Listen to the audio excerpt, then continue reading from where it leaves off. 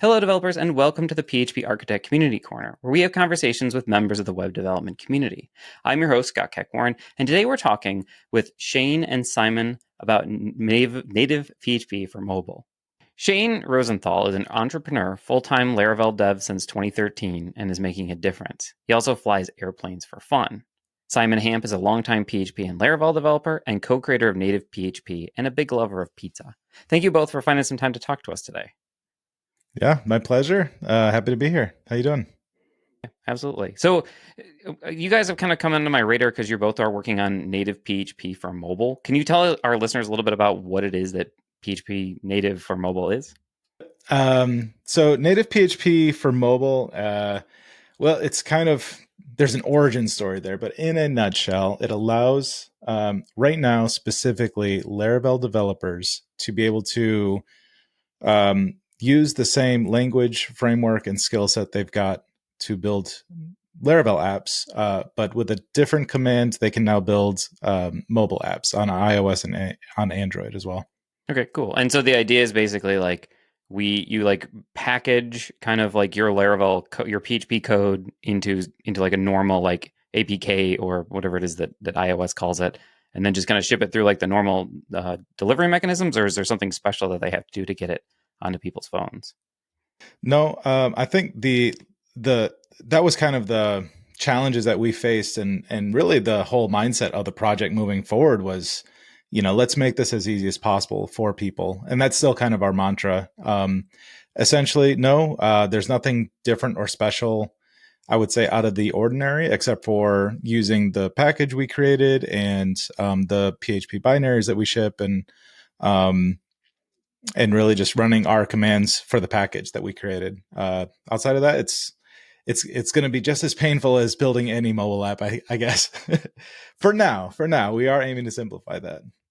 Oh, okay. So like I guess that's a good question then. So because like I've worked with PhoneGap before and Cordova, and so like they have like a local version where you can kind of run it locally and see how it works like on like your desktop before shipping it off to a mobile device. Is that capability there, or is so you have to like build the whole thing and ship it off to the device? Because we're using PHP still on the device, and we built it in such a way that it should work like without even being on the device, you can run your PHP application exactly the same on whatever development environment you've got set up. So yeah, I like to use Laravel Herd now. I'm a big fan of that because it was nice and easy to set up and keep lots of different versions of PHP running at the same time. And, I've got different projects at different stages of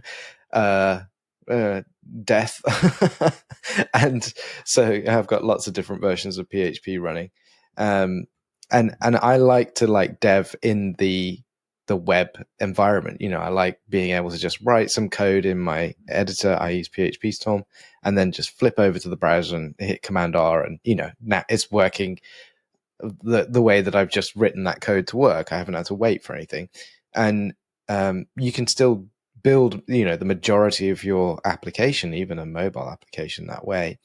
And then it's only when you really need to touch those native features, so that we've got a handful at the moment, and there's more on the way.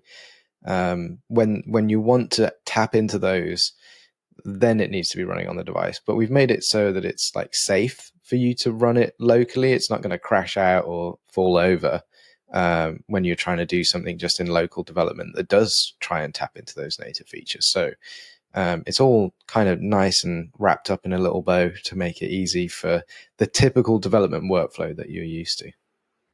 Yeah, that's really good to hear because like I've worked in like native or just like writing C, and the like the lead times on that is just atrocious. It's just so painful to have to like manage like rebuilding from source code every time. So that's really good to hear. So you have mentioned that like there's some native functionality like NFCs, and the flashlight app I think is the flashlight is one of the pieces. Like what is it that like how is it that you are all interacting with those pieces? Is that something that we can interact with through our PHP code, or do we have to do something crazy to get to that? That was actually really exciting to start working on. basically, in a nutshell, we have compiled PHP individually. So I'm the Android guy, though I have an iPhone as a daily driver now. But I'm the Android guy, and Simon's the iOS guy. We both have compiled PHP for our respective environments, and that was a hurdle in and of itself. Essentially, how the native functionalities work for the Android side, and I'm pretty sure it's very similar. Either way, we have our own native PHP extension. They are different extensions. The code is different, just because the way that PHP is working on the different environments, they had to be different.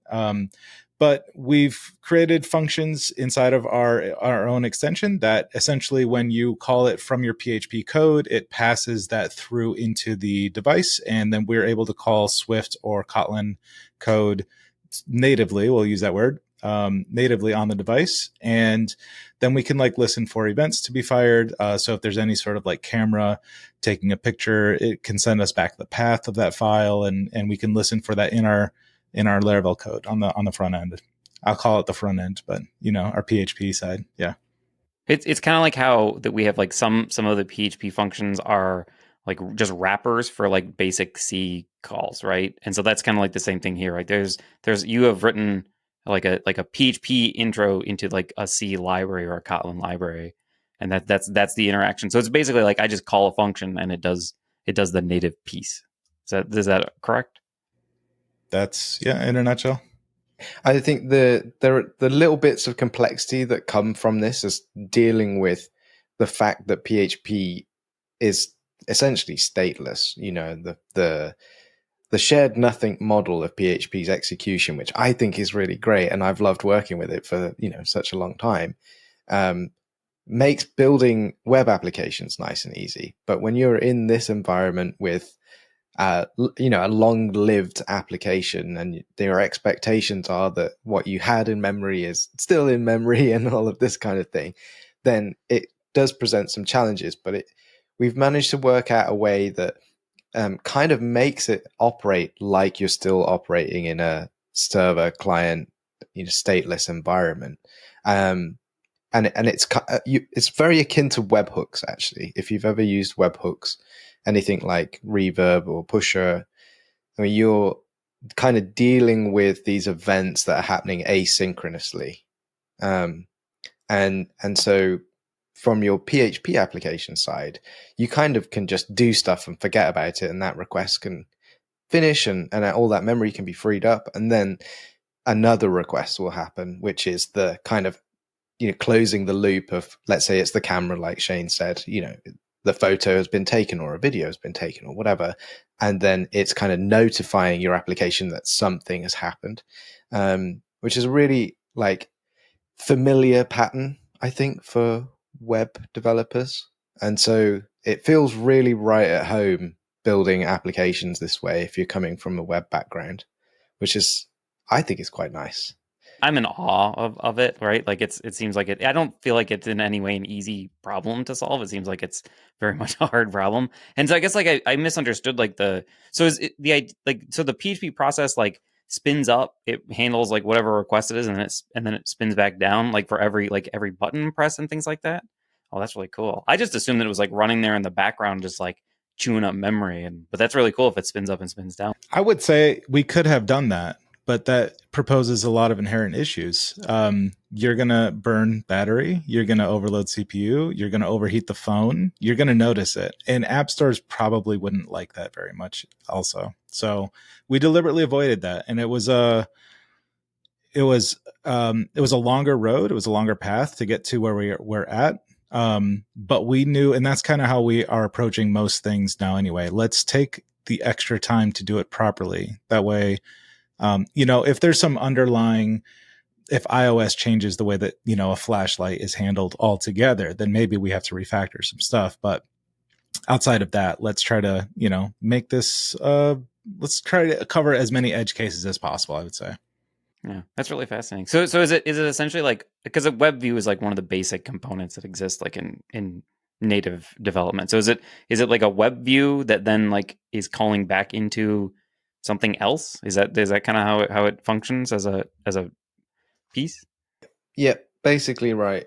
So just to give a little bit of color to that, when you think about building an application with PHP, I mean, you expect there to be a web view somewhere, right? You generally speaking, you're going to be building some HTML interface to this application, and you're sending HTML over the wire so that you can.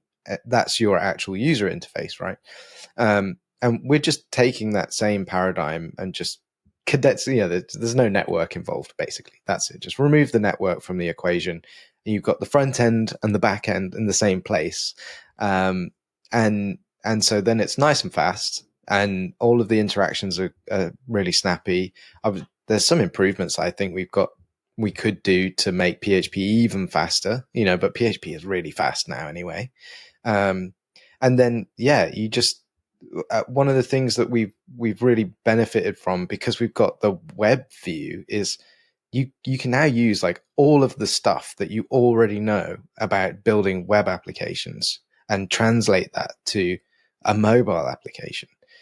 And so you get all of this functionality for free, all of this JavaScript, performance and rendering and use of this element and that library, JavaScript library, Tailwind, exactly. Whatever it is that you want to use. I haven't heard of any yet, but I'm pretty sure it's possible for somebody to do just like a jQuery application, using PHP and jQuery. You're like, what? Yeah. And I think that's kind of unheard of, even within the kind of modern space of building mobile applications, even with anything adjacent to web technologies, because they always favor like these JavaScript frameworks that you compile. Like there's some compilation step, and there's a bunch of components that get like injected in from the library or tool that you're using to enable the mobile features.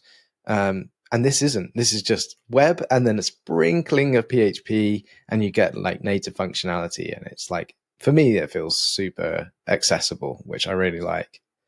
Switching topics for a little bit. So like, let's say like, I'm interested in like trying this out, and like, what would somebody else need to do to like get from zero to having something in the App Store, essentially? Like how much effort is involved in that? Loads now.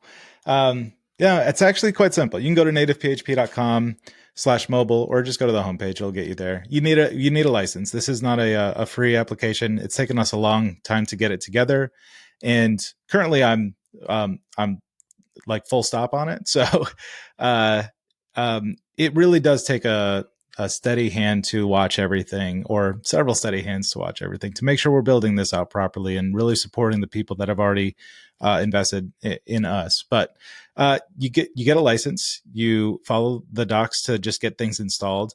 I will say that getting your environment set up for iOS or Android is no small feat, regardless of with or without native PHP.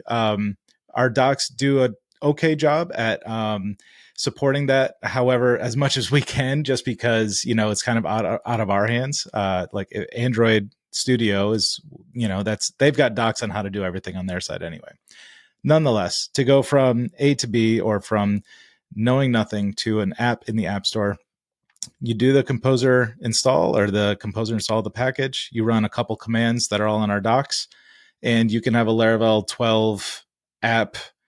I mean, you could do it in a couple hours, I would say, or even less than that. If there's no functionality on the app itself, it's just a Laravel 12 login page or something, then I'd say, yeah, if your environment's set up, you can have it on the App Store, barring the approval of the App Store, which is, and honestly, no one's been rejected that I've seen. We've seen several apps go out to the app stores. None of them are rejected for the way that we're putting things together, because at the end of the day, it is just a C library that we're using, just like any other app can do for the App Store. So there's no anything stopping approval from what we've done. You might have some issues just because your app looks like somebody else's, or behaves too similarly, or just has some issues in the app itself. But no, I mean, we've got the kitchen sink app. I think once our account was approved, I had it up and going within just a couple hours.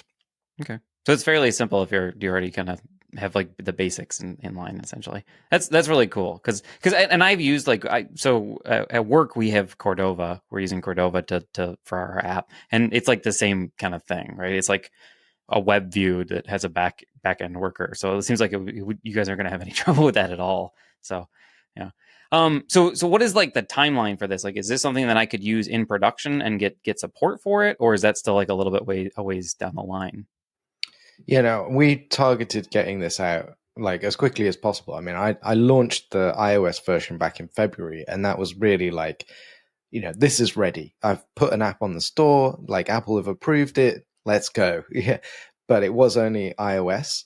And then, in the background, Shane has been like working on this thing secretly, actually. That's a good story, but maybe we don't have time for that today. But he'd been working secretly on Android, and he came to me and said, "Hey, look, I've made Android work." And I was like, "Oh my God, this is amazing." And so what I thought was going to take much longer, we managed to launch at the beginning of May with both iOS and Android at the same time, and we kind of called that V1.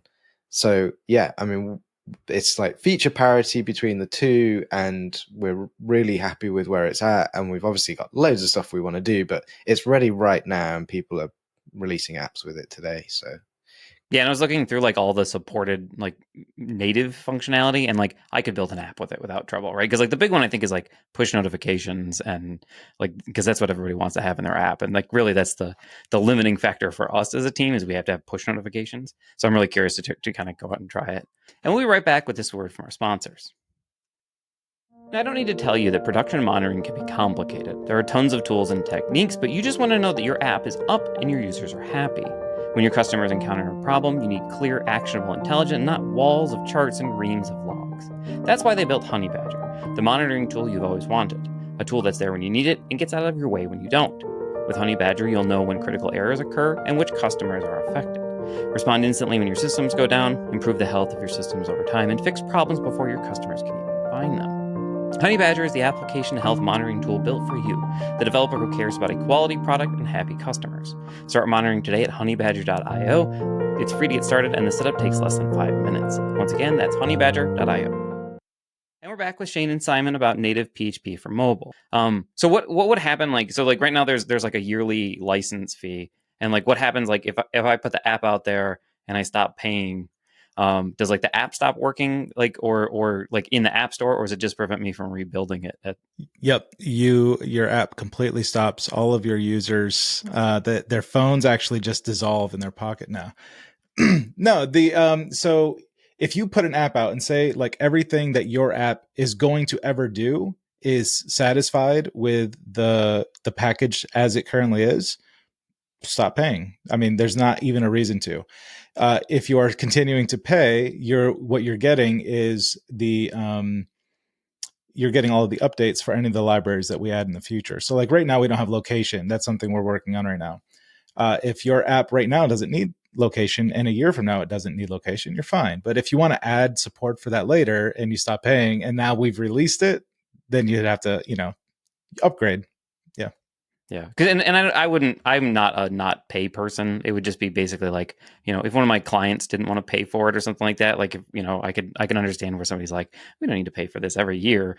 So I just want to make sure that wasn't going to be like a deal breaker for anybody. The way we're looking at it is like you buy the license, and the license is for life, and that also covers the first year of updates, and then every year after that you're just paying for the updates basically. And we did an early access program, which kind of was heavily discounted. So quite a few people got in on that, which was good. And I mean, we'll have other things as well. We've got some big plans in the future to make it even more accessible for folks. But yeah, this isn't about like getting money out of the community or anything. We want to just build a sustainable business around the tool so that the tool can thrive. And this is the way that we're doing that at the moment. Yeah, and I think that like it's important to have like just because it's like you need to have that, right? Everybody has to pay. Everybody has to feed their kids or whatever. So it totally makes sense to me. So, is there anything else that you want to direct our listeners to before we let you go for today? Yeah, I would say I guess nativephp.com. We do also subsequently, we also have a whole other side of our business that is open source for doing desktop apps as well. So Windows, Linux, and Mac, you can build native desktop apps using the same Laravel that you already know. And all that's open source. There's a lot of contribution there, and that's been growing for a couple of years. And then if you want to dabble in the world of mobile, I would say head to the same place and just click on all the mobile links and check out the docs and follow us on Twitter or something like that. The only thing from my side is Shane and I and another developer, Stephen, we have a podcast called The Bucket, which you should definitely check out if you like hearing people talk about native PHP. But also, if you don't mind us talking about other crazy things like conspiracy theories and the flatness of the earth. Why was the Pope from Chicago? I mean, think about it. What just happened in Chicago? PHP Tech, remember? Coincidence? Tune in to find out. We've actually never talked about that. Just creating a new conspiracy theory. That's here right. online, right? Yeah. Well, thank you both for your time today. Yeah, thanks for having us, Scott. It's thanks for having us. Be here. Yeah, absolutely. I just another heartfelt thank you to Shane and to Simon today, and also to you for all of your time. Thank you for listening to our podcast. And if you're not already a subscriber, make sure you subscribe with whatever your preferred method is, so you can get our latest episodes when they're released. And maybe share this post with a coworker or your boss so that they can also learn about native PHP for mobile. So, our podcast is available both as an audio version on the PHP Architect website, as well as a video version on our YouTube channel. This is Scott Keck-Warren for the PHP Architect Community Corner signing off, and remind you to keep listening, keep coding, and keep reading.